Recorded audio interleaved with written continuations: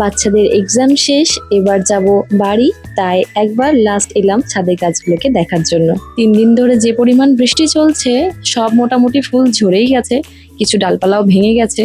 তবে যেই কারণে মেনলি আসা সেটা হচ্ছে এই বেগুনটা বিশাল বড় হয়ে গেছে, এবার এটাকে তুলে ফেলতেই হবে। এত ভালো জাতের বেগুন না আমি কোনোদিন দেখেছি নাই খেয়েছি। এবার নিচে গিয়ে খাওয়া দাওয়া করে রেডি হয়ে বেরিয়ে পড়বো। আমাদের দুপুর 3টের সময় বন্দে ভারত এক্সপ্রেস। আমরা আজকে যাচ্ছি হাওড়া।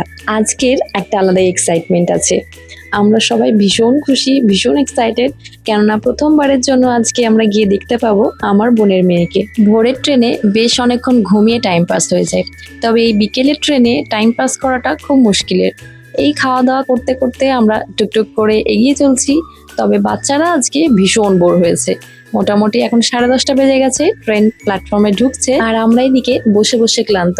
ট্রেন থেকে নামতে পারলে আজকে যেন বাঁচি। এই তো গাড়ি নিয়ে সোজা বাড়ির পথে, আর কিছুক্ষণের মধ্যে দেখা হয়ে যাবে সবার সাথে। এতগুলো বছর হয়ে গেছে, তাও বাড়ি ফেরার অনুভূতিটা একটা অন্যরকম অনুভূতি। এটা ভীষণ স্পেশাল একটা মোমেন্ট। তো চলুন আজকের ব্লগটা এখানেই শেষ করলাম। See next blog, tata.